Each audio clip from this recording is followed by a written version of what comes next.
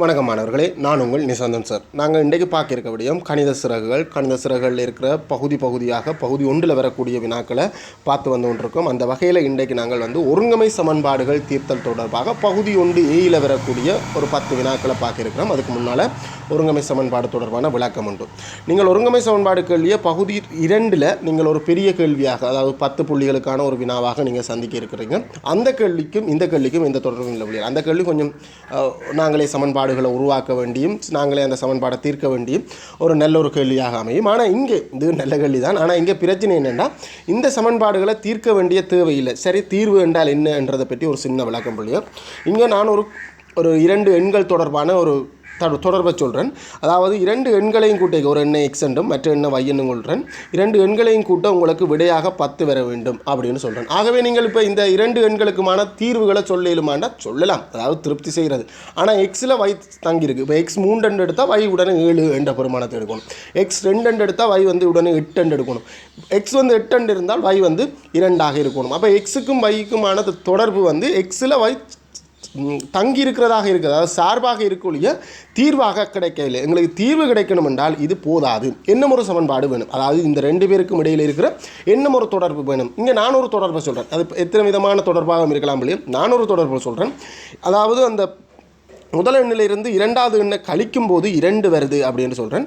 இப்போ நீங்கள் சொல்லுங்க, அந்த எக்ஸ் என்ன y என்ன? இப்போ 2வது சமன்பாடு வந்தோன்னே, 2வது தொடர்பு வந்தோன்னே உங்களால் எக்ஸுக்கானதும் yக்குமானவனது பெருமானத்தை மனசாலேயே சொல்லக்கூடியமாக இருக்குது. நீங்கள் அனுபவத்துக்களால் சொல்லுவீங்க. எக்ஸ் 6, y 4, அதாவது 6 4 கூட்டினால் 10, 6லேருந்து 4 கழித்தால் 2. ஆகவே எக்ஸுக்கான தீர்வு 6 வைக்கான தீர்வு 4 என்றதையும் நீங்கள் மனதாலேயே கண்டிருப்பீங்க. ஆனால் மனதால் காண்றது இங்கே கணிதத்தில் ஏற்றுக்கொள்ளப்படாது. ஆகவே அதுக்கான ஒரு தீர்த்தல் முறையில் செய்வோம். அப்புறம் தீர்த்தல் முறை என்னென்னா, புதிய ஒரு சமன்பாடை உருவாக்க போகிறோம் இல்லையா? புதிய சமன்பாடு எப்படி உருவாக்குவோம்னா, யாரோ ஒரு ஆள் இல்லாத, அதாவது எக்ஸையை கட் பண்ணியோ இல்லை வையை கட் பண்ணியோ ஒரு புதிய ஒரு சமன்பாடை உருவாக்குறதுக்காக நான் என்ன செய்வேன்டா, இது 1ஆம் சமன்பாடு என்றும் இது 2ஆம் சமன்பாடு என்றும் பார்த்து யாருடைய குணகம் சமனாக இருக்குது அப்படின்னு தேடுவேன். அந்த அடிப்படையில் இங்கே 2 பேருடைய குணகம் சமனாக இருக்குது. இதுலேயும் இவரும் ஒரு எக்ஸ் இவரும் ஒரு y 2 பேரையுமே இல்லாமல் ஆக்கலாம். குணகம் சமனான ஆக்களை இல்லாமல் ஆக்கலாம்.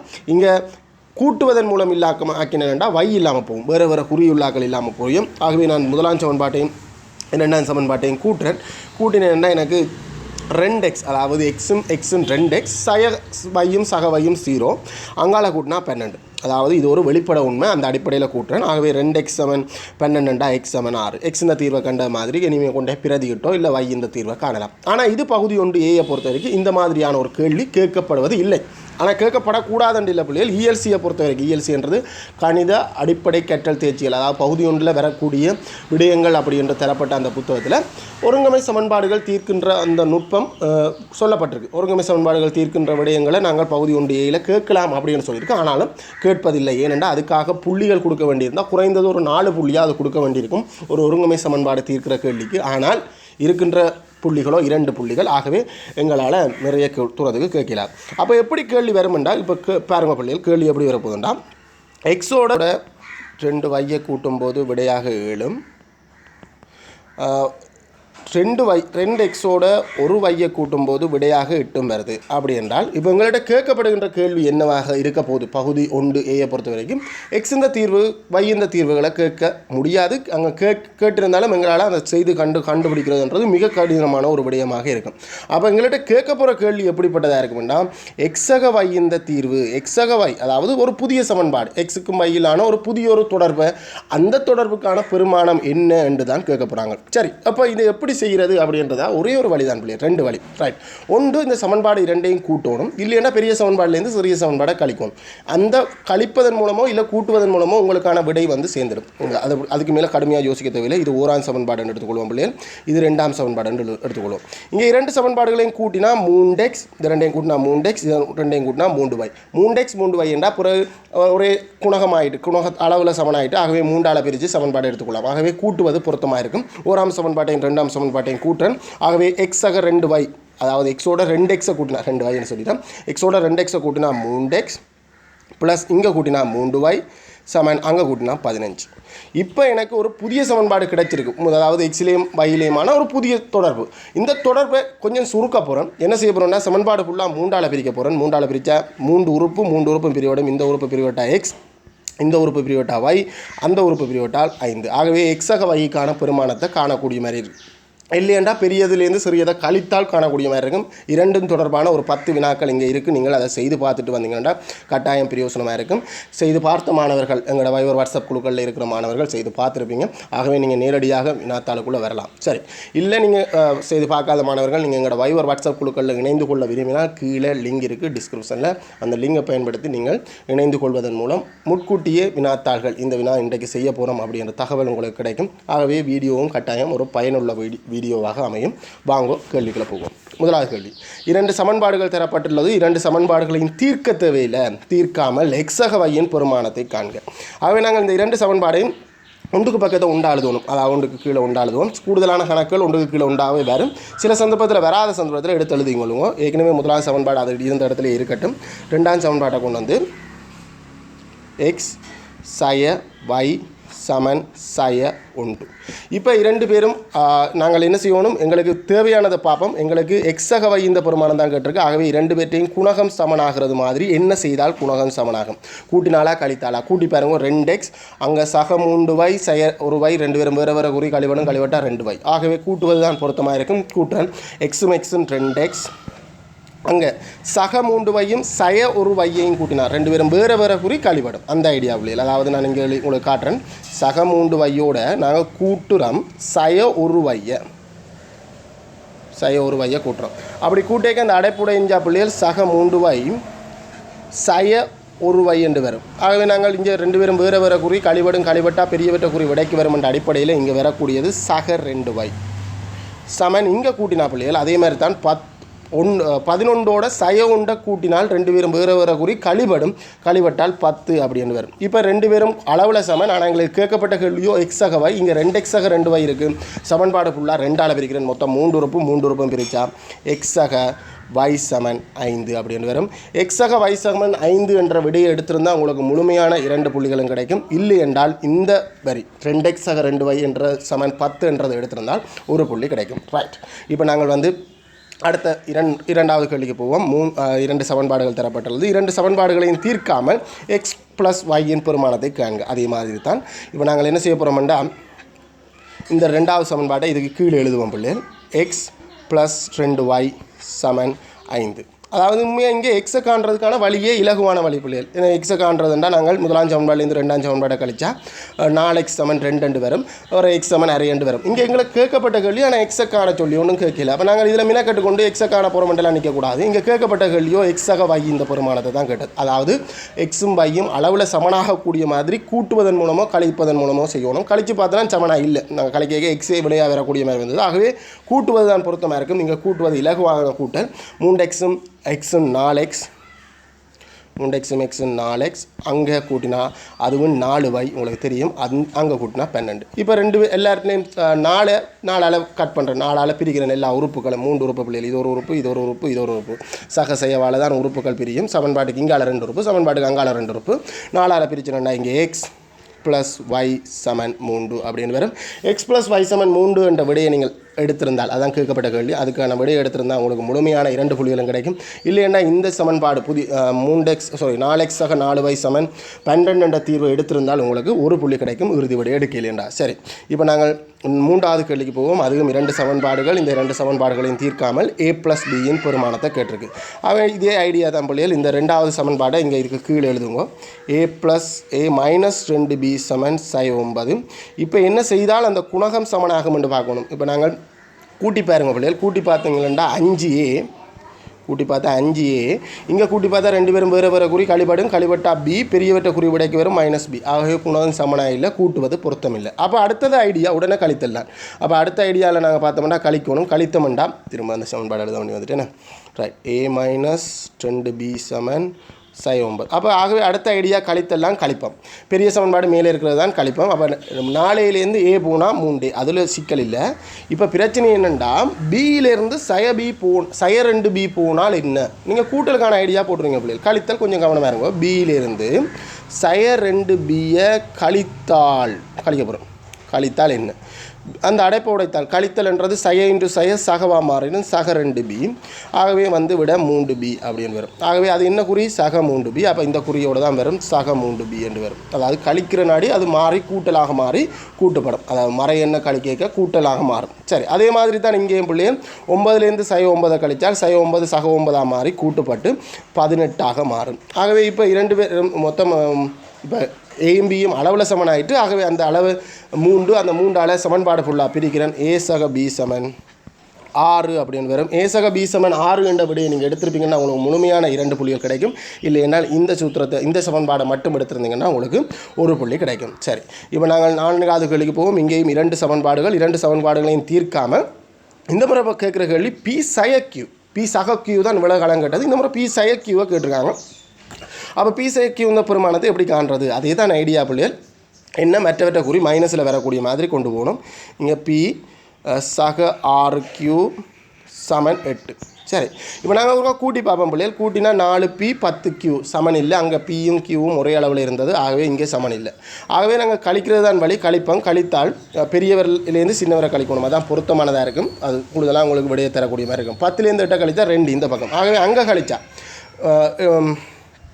3pலேருந்து பியை கழிச்சா 2p ரைட் 4qலேருந்து 6qவை இயலாது அப்படின்னு சில பேர் சொல்லுவீங்க கழிக்கலாம் அது எப்படி என்றால் திசை கொண்டு கூட்டலாக மாறினா கழிக்கும் சக 4pலேருந்து 6qவை கழிக்க அது சய 6q என்ற மாதிரி மாறும் 2 பேரும் வேறு வேறு குறி திசை கொண்டு கூட்டலாக மாற்றினா 2 பேரும் வேறு வேறு குறி கழிபடும் பெரியவற்ற குறி விடைக்கு வருமாகவே சய 2q அப்படின்னு வரும் இந்த இடத்துல சய 2q சமன் அங்கே கழிச்சா 2 அதில் பிரச்சனை இல்லை அதை கழிக்கக்கூடியது கழிச்சாச்சு இப்போ 2 பேர் எல்லாம் சமன்பாடில் இருக்க 3 உறுப்புகளையும் 2ஆல் பிரித்தோம்னா பி சய q சமன் 1 அப்படின்னு வரும் பி சய q சமன் 1 என்ற விடையை நீங்கள் எடுத்திருப்பீங்கன்னா உங்களுக்கு முழுமையான 2 புள்ளிகளும் கிடைக்கும் இல்லை என்றால் மேலே இருக்கிற அந்த சமன்பாடு எடுத்திருந்தீங்கன்னா உங்களுக்கு 1 புள்ளி கிடைக்கும் ரைட் இப்போ நாங்கள் அடுத்த கேள்விக்கு போவோம் அடுத்த கேள்வியும் அதே மாதிரியான ஒரு கேள்வி தான் பிள்ளைகள் 2 சமன்பாடு அந்த 2 சமன்பாடுகளையும் தீர்க்காது பி சய q இந்த பெருமானத்தை தான் கேட்டிருக்கு ஆகவே நாங்கள் இந்த 2வது சமன்பாடையும் இங்கே எழுதுவோம்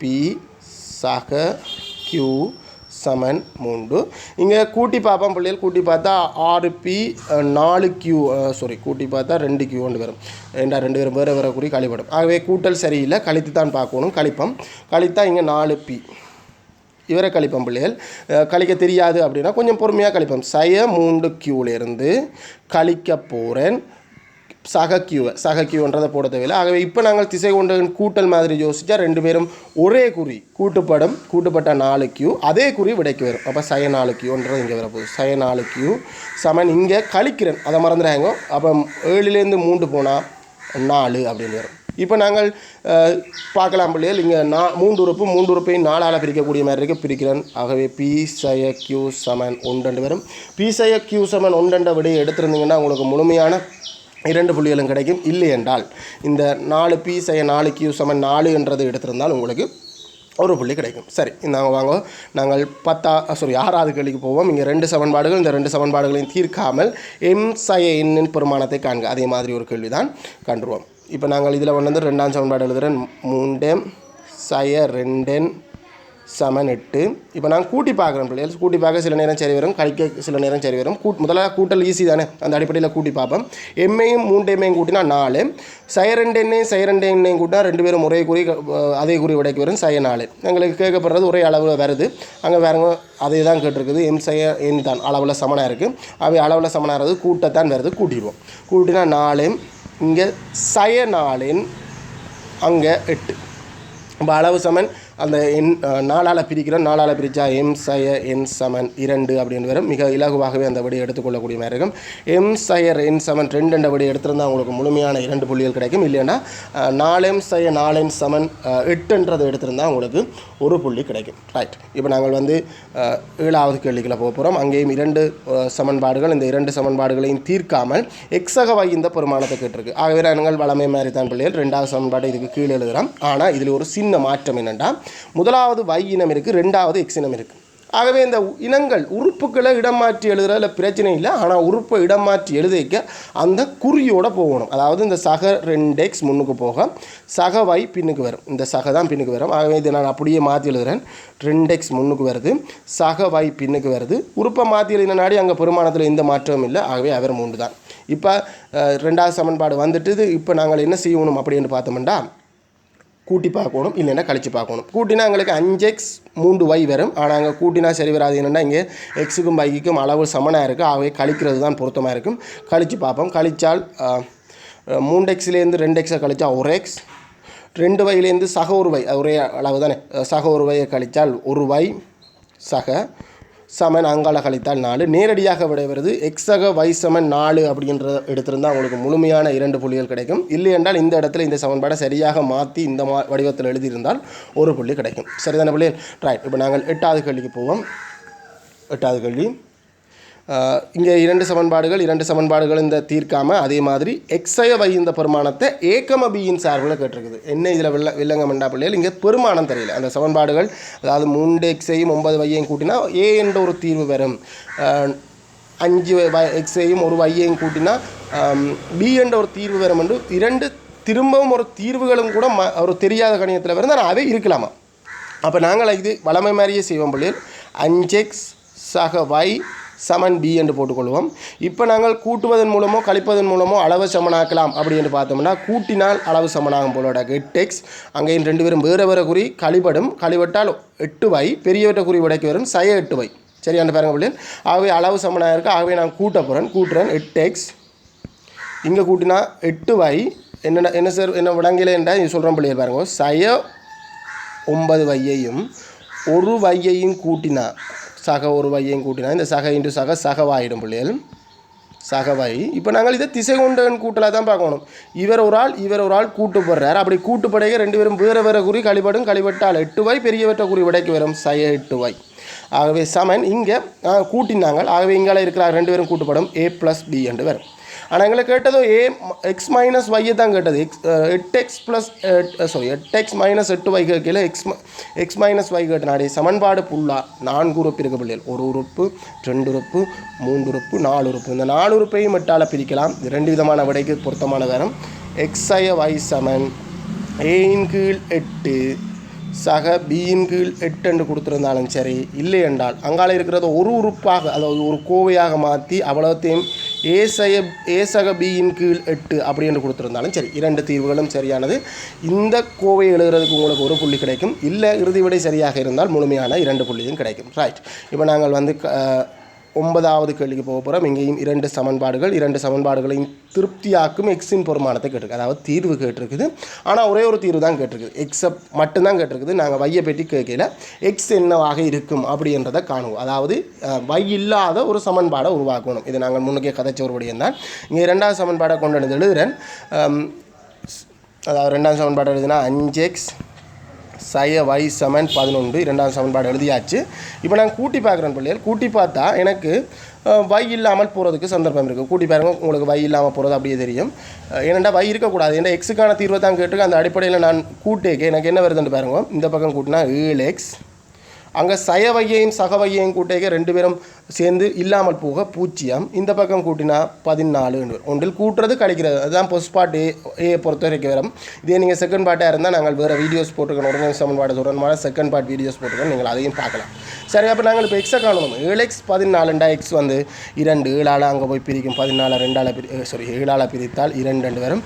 எக்ஸ் 2 என்ற தீர்வை நீங்கள் பெற்றிருந்தீங்கன்னா உங்களுக்கு முழுமையான 2 புள்ளிகளும் கிடைக்கும். இல்லையெண்டா 7x சமன் 14 மட்டும் பெற்றிருந்தால் உங்களுக்கு 1 புள்ளி கிடைக்கும். சரி, இப்போ இந்த கடைசி கேள்விக்கு போவோம். இங்கே 2 சமன்பாடுகள் இங்கேயும் கேட்கப்படுகின்றது. எக்ஸ் சய y இந்த பெருமானத்தை தான் கேள்விடுது.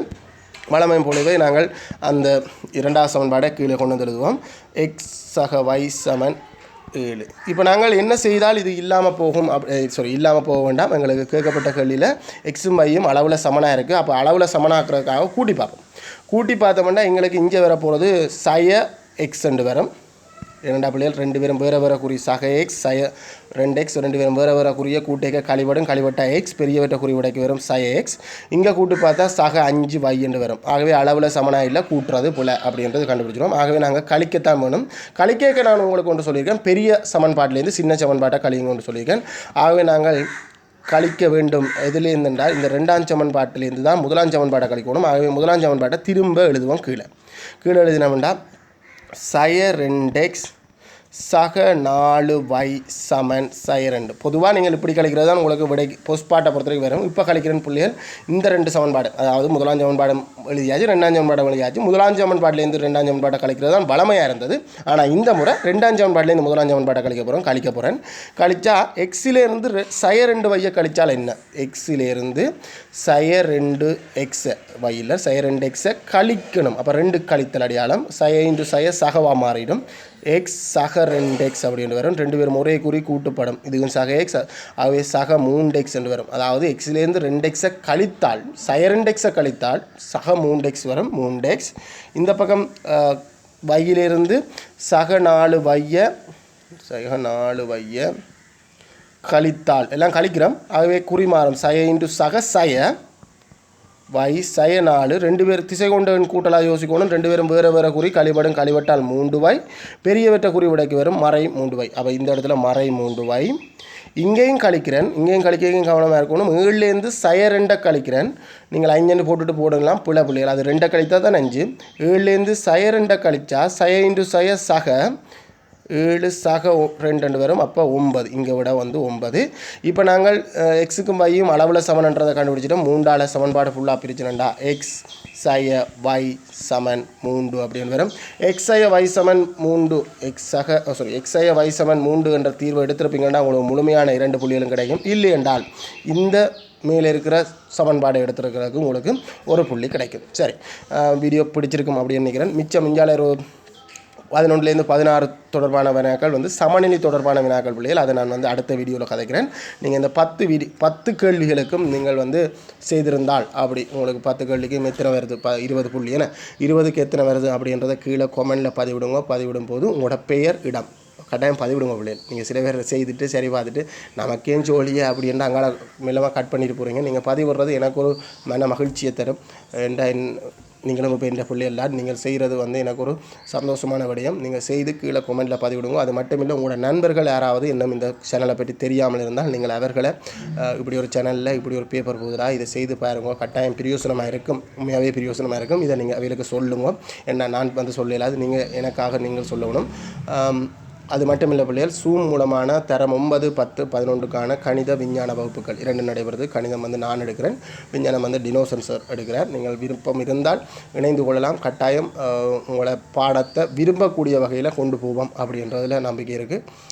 விருப்பம் இருந்தால் மேலே இருக்கிற நம்பருக்கு கோல் எடுங்க. இல்லை என்றாலும் யூடியூப் மூலமான வகுப்புகள், அதாவது இந்த மாதிரியான வினாத்தாள்கள் பாடங்கள் தொடர்பான வீடியோக்கள் கட்டாயம் பதிவேற்றப்பட்டு கொண்டே இருக்கும்.